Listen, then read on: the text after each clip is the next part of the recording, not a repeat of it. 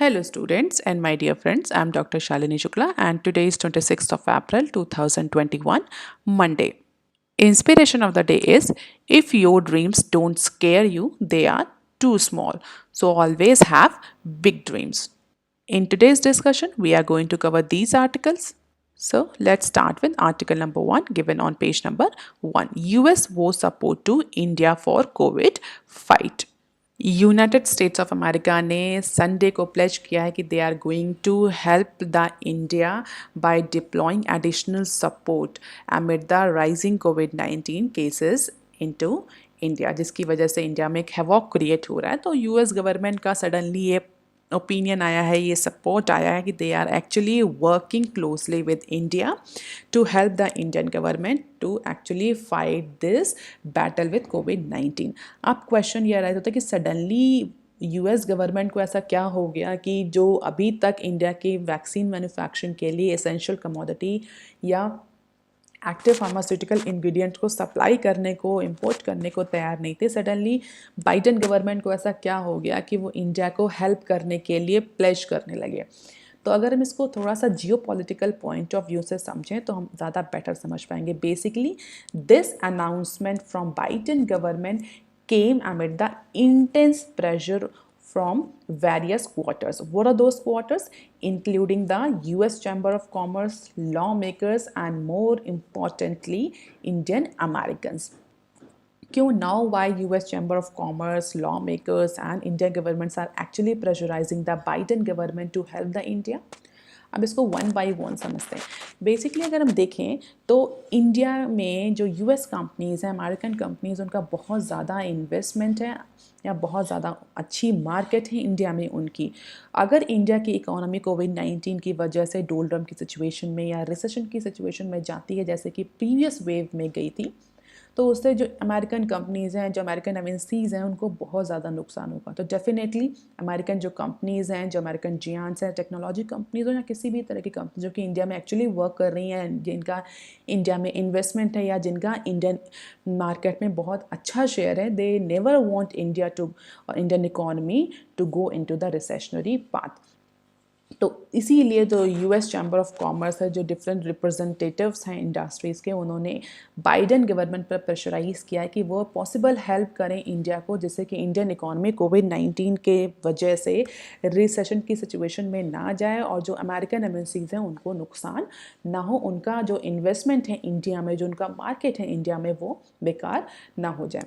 इसके अलावा law makers जो हैं, जो अमेरिका के लॉ मेकर्स हैं, जो डिफरेंट लॉबीज़ हैं, उन्होंने भी बाइडेन गवर्नमेंट को प्रेशराइज़ किया। अगर हम प्रीवियस रेल्म पर देखें, जो कि डोनाल्ड ट्रंप का रेल्म था, पॉलिटिकल रेल्म या पॉलिटिकल रेजिम, उस समय India and US was enjoying a very good और strategic relationship. But Biden government के आने के बाद इंडिया और यूएस के रिलेशनशिप में कुछ आप कह सकते हैं हिकअप्स आए हैं, चाहे वो ट्रेड रिलेशनशिप रहा हो, चाहे वो जियो पॉलिटिकल रिलेशनशिप रही हो। बाइडेन गवर्नमेंट का इंडिया की तरफ जो ओरिएंटेशन है वो प्रीवियस गवर्नमेंट की तरह नहीं है। तो जो रिलेशनशिप जो डिस्ट्रॉय हुए, बिटरनेस आई, उसको देखते हुए लॉ मेकर्स ने भी कहा this could be the good opportunity for America to improve the relation with India और to showcase themselves as a major powerful nation of the world. तो लॉ मेकर्स ने भी बाइडेन गवर्नमेंट को pressurise किया है।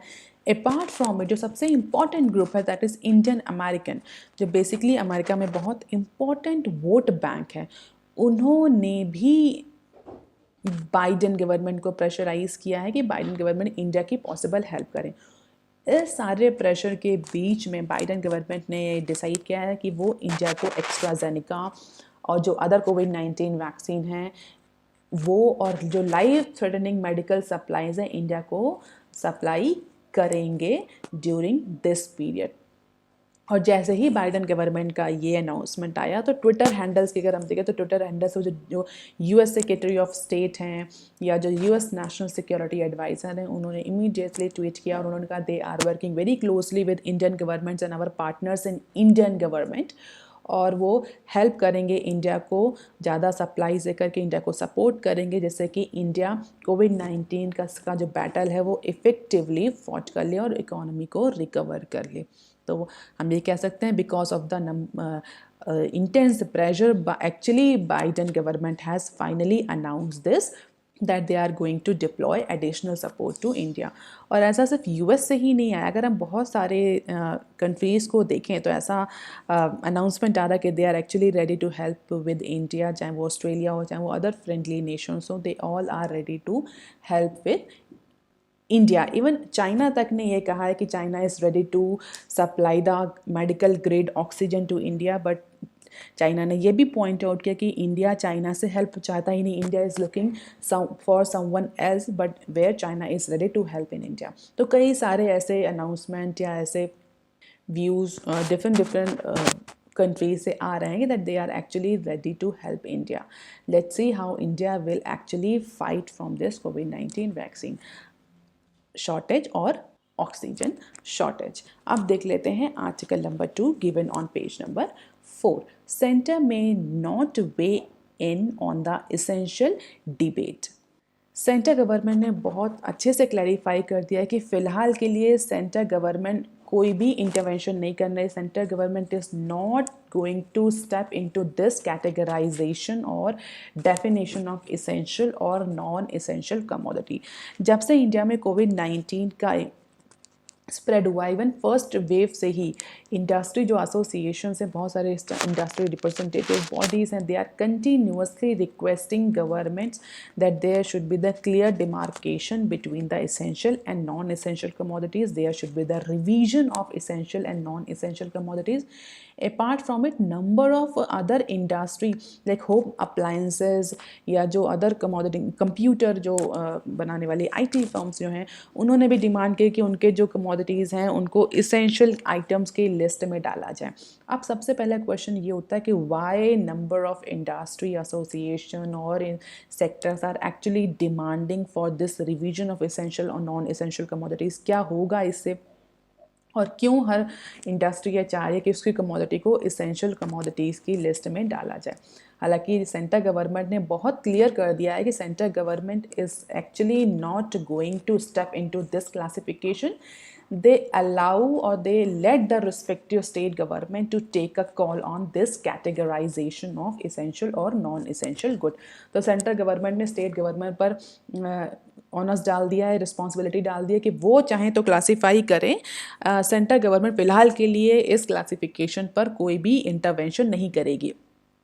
आप आते हैं पहले क्वेश्चन पे कि वाई इंडस्ट्री और why there is so important, why different industry association is actually demanding for reclassification of this essential और नॉन एसेंशियल।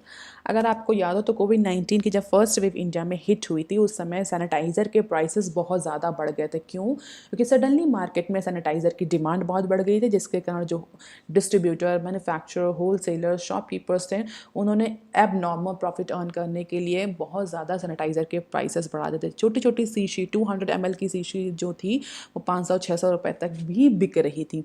तो उसके बाद क्या हुआ, जब इस तरह से जो प्राइस थे वो सैनिटाइज़र के बढ़े तो सेंट्रल गवर्नमेंट ने सैनिटाइज़र को इसेंशियल कमोडिटी की लिस्ट में डाल दिया। उससे क्या हुआ, जैसे ही सेंटर ने सैनिटाइज़र को इसेंशियल कमोडिटी की लिस्ट में डाला, अब उसके प्राइस, उसका ट्रांसपोर्टेशन, उसकी सप्लाई सब सेंट्रल गवर्नमेंट मैनेज कर सकती थी। प्राइस भी डिक्टेट सेंट्रल गवर्नमेंट, तो इमीडिएटली जैसे ही सैनिटाइज़र को इसेंशियल कमोडिटी की लिस्ट में डाला गया, सेंट्रल गवर्नमेंट ने तुरंत प्राइस डिक्टेट किए कि एक पर्टिकुलर ml की बॉटल को इससे ज़्यादा प्राइस पे आप सेल नहीं कर सकते। अगर कोई भी होलसेलर, डिस्ट्रीब्यूटर या शॉपकीपर इससे ज़्यादा के रेट में सेल करता हुआ पाया गया तो उसके अगेंस्ट क्रिमिनल एक्शन होंगे।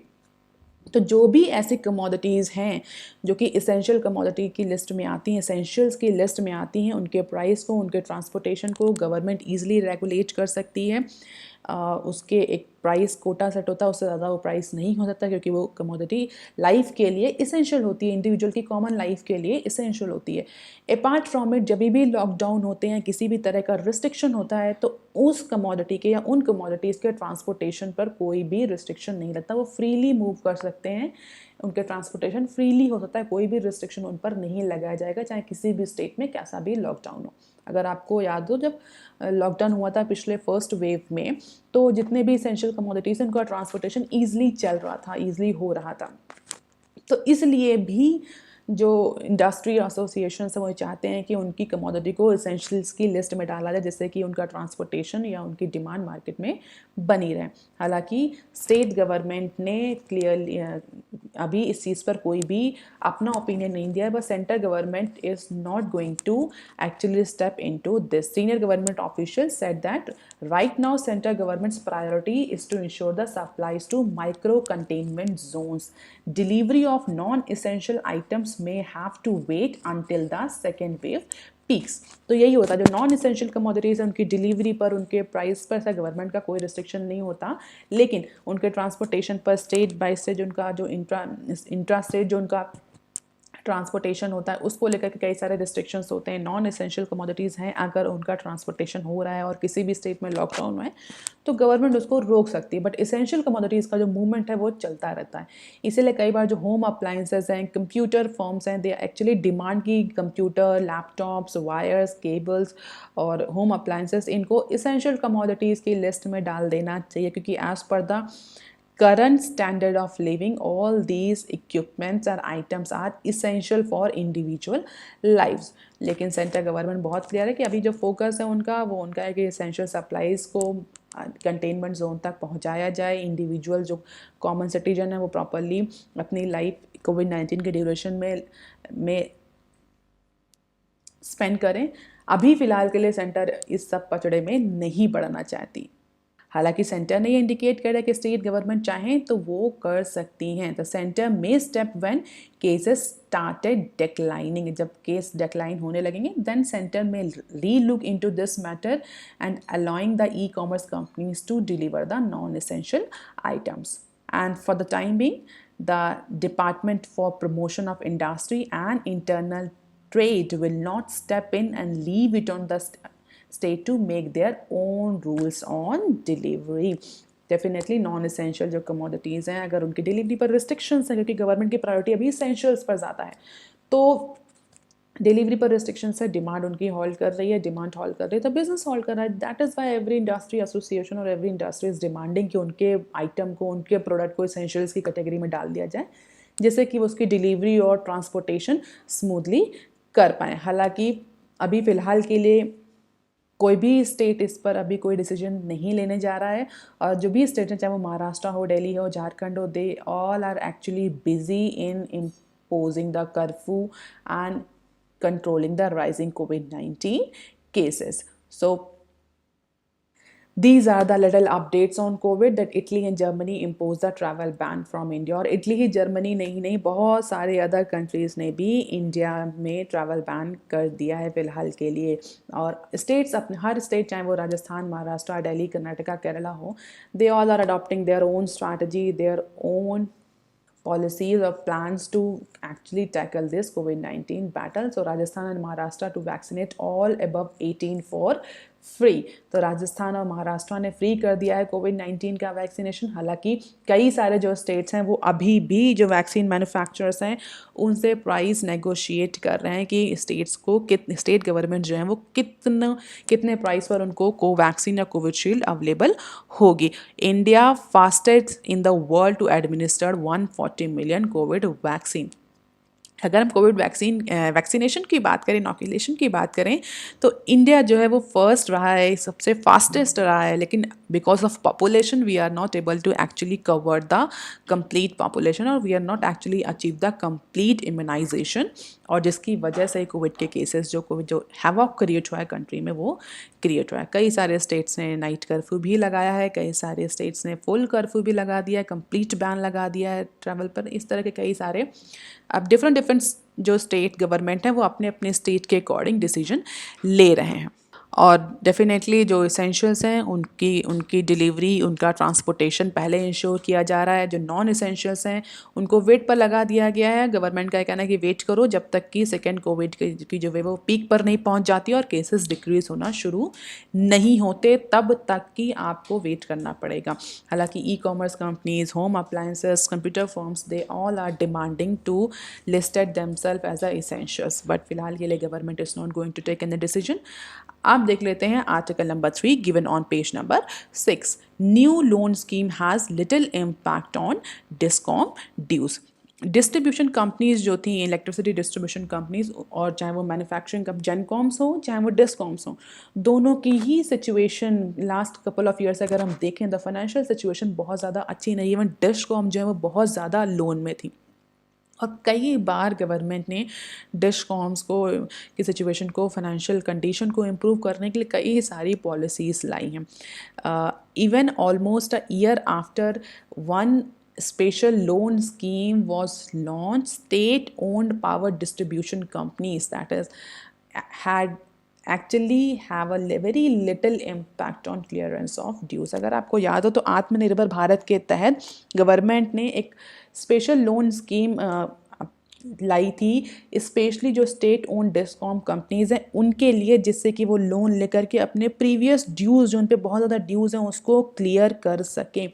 लेकिन 1 साल होने वाले हैं उस अनाउंसमेंट के बाद में अप्रॉक्सीमेटली, और अगर फाइनेंशियल्स को देखा जाए, जितनी भी स्टेट ओन डिस्कॉम कंपनीज उनके फाइनेंशियल को देखा जाए, क्या वो उस स्पेशल लोन स्कीम ने उनके किसी भी फाइनेंशियल या उनके ड्यूज़ को क्लियर करने में हेल्प करी है? तो जो डेटा है वो इंडिकेट कर रहा है कि there is a very little impact on the clearance of dues. Though the dues discom own power generation and transmission companies have reduced by 23% since March 2020। तो ऐसा नहीं है कि कोई ज़्यादा इम्पैक्ट बिल्कुल ही नहीं हुआ है। 23% तक का जो जेनकॉम का ड्यूज़ था वो कुछ क्लियर किया है स्पेशल लोन स्कीम में, बट स्टिल स्टेट गवर्नमेंट ओज discom has only decrease by 4%। तो जेनकॉम्स के तो जो ड्यूज़ हैं वो थोड़े बहुत क्लियर हुए हैं भैया 23% तक, बट जो स्टेट गवर्नमेंट जो ड्यूज़ हैं वो अभी वो केवल उन पर केवल 4% का ही इम्पैक्ट पड़ा है।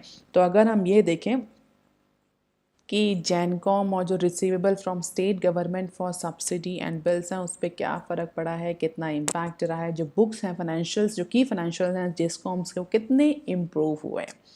तो अगर हम ये देखें the book losses of discom, जो डिस्कॉम है जो फिलहाल AT&C लॉसेस है, आप मुझे कमेंट सेक्शन में ज़रूर लिख के बताइए AT&C लॉसेस क्या होते हैं। इलेक्ट्रिसिटी डिस्ट्रीब्यूशन के केस में हमने कई बार डिस्कस किया ये AT&C losses.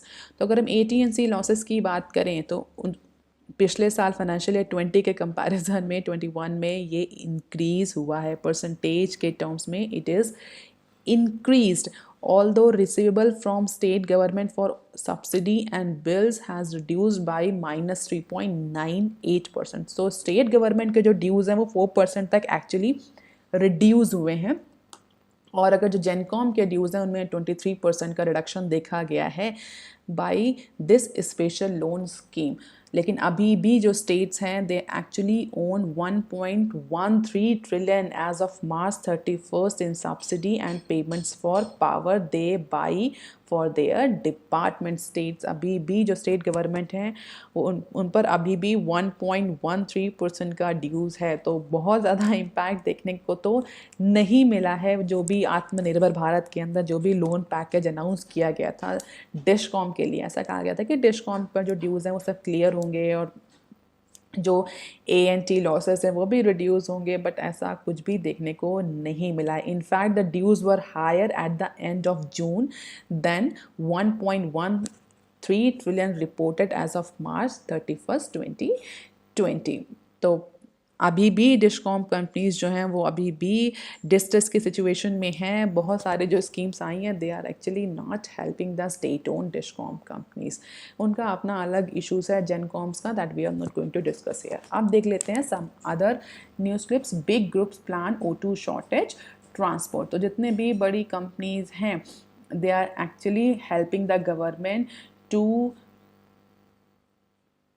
remove the shortage of oxygen as the number of COVID-19 death due to the lack of medical oxygen at hospital mounts India's big conglomerates have begun collaborating with the union government on production, supply and shortage of essential medical resources. कौन कौन से बड़े companies अगर हम नाम लें उनका, तो टाटा, L&T, भारत फोर्ज, इन सारी कंपनीज ने एक्सप्रेशन ऑफ इंटरेस्ट सबमिट किया है for building the pressure swing absorption PSA oxygen plant, जिसको pressure swing absorption oxygen plants भी बोलते हैं। PSA बहुत ज़्यादा न्यूज़ में स्टूडेंट्स, आप थोड़ा सा इसके बारे में पढ़ लीजिएगा, it may be the probable question in your upcoming exam. PSA का फुल फॉर्म होता है प्रेशर स्विंग एब्जॉर्प्शन। तो बेसिकली ऑक्सीजन प्लांट्स होते हैं, तो इनको हॉस्पिटल की साइट्स पर लगा देते हैं और उसके बाद क्या होता है कि जो भी ऑक्सीजन सिलेंडर एम्प्टी होते हैं उससे उस प्लांट से इमीडिएटली फिल आउट हो जाते हैं। तो ये बेसिकली प्लांट होते हैं जिनको nearby oxygen premises install किया जाता है और ये हवा से ऑक्सीजन एब्जॉर्ब करके by using some technology oxygen create करते हैं और इमीडिएटली वहीं से सिलेंडर फिल किए जा सकते हैं। तो बहुत ज़्यादा ट्रांसपोर्टेशन की ज़रूरत नहीं पड़ेगी कि आपको फिल्ड सिलेंडर एक प्लेस से दूसरे प्लेस पर ट्रांसपोर्ट करने हैं। तो बहुत सारे जो कंपनीज़ हैं जो एक्चुअली ऑक्सीजन में डील करती थी या ऑक्सीजन उनके पास टेक्नोलॉजी है, उन्होंने एक्सप्रेशन शो किया है गवर्नमेंट को कि they are ready to build the pressure swing absorption oxygen plant at a hospital, number of hospital sites. And apart from these three companies, Indian Oil Corporation and Reliance Industry are also pitching in with both oxygen and cryogenic tankers needed for its transportation. तो अलग अलग तरह की companies जो हैं वो अलग अलग प्लान गवर्नमेंट को सबमिट कर रही हैं in order to mitigate the shortage of essential medical resources including the oxygen. अभी रिसेंटली 4 इमीडिएट टैंकर इंपोर्ट जो सोर्सेज हैं इंडिया के वो फाइनलाइज हुए, जिसमें दुबई, बैंकॉक और शंघाई जैसे प्लेसेस हैं। 4 tankers from Singapore are already landed in India and approximately 262 tankers to be imported from all these 4 sources. 100 cryogenic tankers that Indian Oil will be manufacturing in Nasik. तो immediately जितने भी manufacturing sectors हैं, tycoons हैं, they came into war-like situation और जल्दी से जितनी भी immediate effects है, जो भी ऑक्सीजन की अवेलेबिलिटी इंश्योर कराई जा रही है वो they all are working in tandem with center government and different state governments. इसके अलावा 50,000 टन का जो ग्लोबल टेंडर है फॉर इम्पोर्ट ऑफ ऑक्सीजन वो भी इंडियन गवर्नमेंट ने इन ग्लोबल मार्केट में फ्लोट कर दिया है। अब देख लेते हैं next clip. State began vaccine price negotiation. 2 states ने फ्री वैक्सीन के लिए अनाउंसमेंट किया है, चाहे जितना भी प्राइस उनसे कोट किया जाए अपने सिटीजन को, अपने जो स्टेट रेजिडेंट हैं उनको। इसके अलावा जो कुछ स्टेट हैं वो अभी भी जो मैन्युफैक्चरर्स हैं वैक्सीन मैन्युफैक्चरिंग, सीरम इंस्टीट्यूट और भारत बायोटेक, उनसे प्राइस नेगोशिएट कर रहे हैं। कुछ कोटेशन सामने आई थी जो हमने डिस्कस भी की थी कि 1,000 रुपये तक ओपन मार्केट में वैक्सीन सेल होगी और 400-500 का प्राइस स्टेट गवर्नमेंट के लिए, अप्रॉक्सीमेटली 100-200 का प्राइस सेंटर गवर्नमेंट के लिए। तो इस डिस्क्रिमिनेशन को लेकर भी कई तरह स्टेट गवर्नमेंट ये कह रही हैं कि दोनों को ही, सेंटर गवर्नमेंट और स्टेट गवर्नमेंट दोनों को ही जो वैक्सीन है वो सेम प्राइस पे अवेलेबल हो। और इस समय जो वैक्सीन मैन्युफैक्चरर हैं they should not think for profit making, they should actually first think about India and Indian citizen. तो अभी भी बहुत सारे state governments are actually drawing up plans to procure the vaccine for the people between the age group of 18 to 45, जो कि 1 मई से सबके लिए अवेलेबल होगी। तो उत्तर प्रदेश ने फिलहाल के लिए 10 million doses, 5 million each from serum institute and Bharat biotech से प्रोक्योर करने का डिसीजन लिया है। महाराष्ट्र गवर्नमेंट ने 15 मिलियन का जो ग्लोबल टेंडर है वो फ्लोट कर दिया है। महाराष्ट्र गवर्नमेंट ने ग्लोबल टेंडर फ्लोट किया है इसके लिए टू प्रोक्योर द वैक्सीन। इसी तरह अलग अलग स्टेट्स ने अलग अलग रिक्वायरमेंट अपनी पोस्ट करी हैं और they are actually negotiating on price. अब देख लेते हैं नेक्स्ट क्लिप।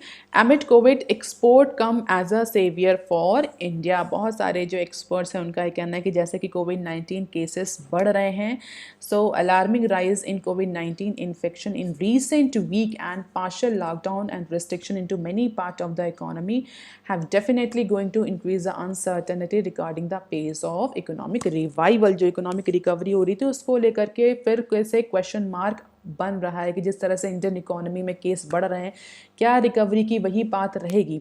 हालांकि बहुत सारे एक्सपर्ट का ये कहना है कि इस समय इंडिया में जो एक्सपोर्ट, अगर इंडिया अपने एक्सपोर्ट पर फोकस करती है तो this could be the saviour for India, though a strong possibility of the modest to severe disruption in domestic supply chain is actually sure. Contraction in domestic demand because of the COVID-19 cases, people are busy in their medical need, तो उस समय India अपने export को improve कर सकती है, ऐसा बहुत सारे एक्सपर्ट्स का कहना है कि जो global demand for consumer goods, intermediate goods और commodities is growing at a very fast pace. ये कोविड-19 का जितना सेकेंड वेव का जितना इम्पैक्ट इंडिया पर पड़ा है, इतना इम्पैक्ट शायद अभी किसी कंट्री पर नहीं पड़ा। तो ग्लोबल डिमांड जो है वो इंक्रीज़ कर रही है। तो इंडिया इस समय अगर चाहे तो अपना एक्सपोर्ट इंक्रीज़ करके और अपनी इकोनॉमी को मेंटेन कर सकती है, जो रिवाइवल है उसके पेस को कंटिन्यू कर सकती है। हालांकि इंडियन इकोनॉमी की रिकवरी को लेकर के बहुत सारे एक्सपर्ट का डिफरेंट पॉइंट ऑफ व्यू है। कुछ एक्सपर्ट का ये कहना है कि कोविड-19 के केसेस तो बढ़ रहे हैं, बट डिमांड पर अगर देखा जाए तो बहुत ज़्यादा इसका इम्पैक्ट देखने को नहीं मिल रहा। Demand is still robust in Indian economy because even एमिड the increasing covid cases. तो अभी जो है वो बहुत ज़्यादा मिक्स ओपिनियन आ रहा है इकोनॉमी को लेकर के, बट एक्सपर्ट्स का ये कहना है कि इंडिया में अभी जिस तरह से कोविड-19 के केसेस बढ़ रहे हैं, तो जो डोमेस्टिक डिमांड है वो तो शॉर्टफॉल है, बट अगर ग्लोबल डिमांड है उस पर बहुत ज़्यादा फर्क नहीं पड़ा। तो इंडिया इस समय अपना एक्सपोर्ट कंटिन्यू रखे, और दिस टाइम अगर इंडिया अपने एक्सपोर्ट को कंटिन्यू रख सकता है तो this EXIM can come as a saviour for Indian economy. तो ये अपना पॉइंट ऑफ व्यू है अलग अलग एक्सपर्ट का। इस कैसे इंडियन इकोनॉमी मूव करती है इस कोविड-19 की सेकेंड वेव में, ये आगे आने 2-3 महीनों में क्लियर हो जाएगा। अब देख लेते हैं next clip. Oil ministry asked ONGC to sell the oil fields hive off drilling. तो पेट्रोलियम मिनिस्ट्री ने इंडिया की जो largest oil and gas producer company है ओएनजीसी, उसको बोला है कि वो अपने स्टेक को, जो बेसिकली ऑयल फील्ड्स हैं उसमें अपने स्टेक को सेल कर दे। तो basically petroleum ministry has asked the ONGC to sell stake in producing oil fields such as Ratna R series to privatize the firm and get foreign partners in KG Basin gas field। तो जो infrastructure उसको monetise करने के लिए कहा गया, hives off drilling and other services into the separate form to raise the to production. तो फिलहाल के लिए पेट्रोलियम मिनिस्ट्री ने ओएनजीसी से कहा है कि जब अपने जो ऑयल फील्ड्स हैं वो सेल करो, फॉरेन इन्वेस्टर्स को इन्वाइट करो, और जब अपना प्रोडक्शन कैपेसिटी है वो इंक्रीज करो। तो 7 पॉइंट जो एक्शन प्लान है वो ओएनजीसी को दिया गया है बाई पेट्रोलियम मिनिस्टर, जिसको बोला गया है ओएनजीसी वे फॉरवर्ड, जिसमें कई सारे 7 पॉइंट जो ऑप्शंस हैं वो दिए गए हैं कि कैसे ओएनजीसी जो है वो अपना प्रोडक्शन बढ़ा सकती है, या अपना जो अपने फर्म को प्राइवेटाइज करके कैसे अपने जो रेवेन्यू है उसको इंक्रीज कर सकती है इस कोविड-19 की सिचुएशन। तो बेसिकली जो इसमें जो मैन्युफैक्चरिंग फील्ड्स हैं जैसे Panna, Mukta, Ratna and R series in western offshores and on shore fields जो हैं गुजरात में, उसको सेल करने की, उसको प्राइवेटाइज करने के लिए डायरेक्शन दिए गए। बेसिकली डिसइन्वेस्टमेंट के और प्राइवेटाइजेशन के डायरेक्शंस दिए गए हैं ओएनजीसी को।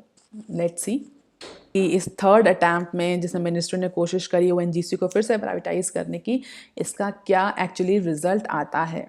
फिलहाल इसके लिए बहुत ज़्यादा क्रिटिसिज्म है मोदी गवर्नमेंट पर कि वो जितने भी पीएसयूज़ हैं, प्रॉफिट मेकिंग है, उनको भी प्राइवेटाइज कर रहे हैं। तो let's not delve ourselves into this discussion as of now. Sometime we'll discuss whether this privatization is good or bad. So that's all for today, students. This is the reference, and if you want lecture PDF, you can join my Telegram channel. You can also follow me on Twitter, ResearchGate, Facebook and Instagram.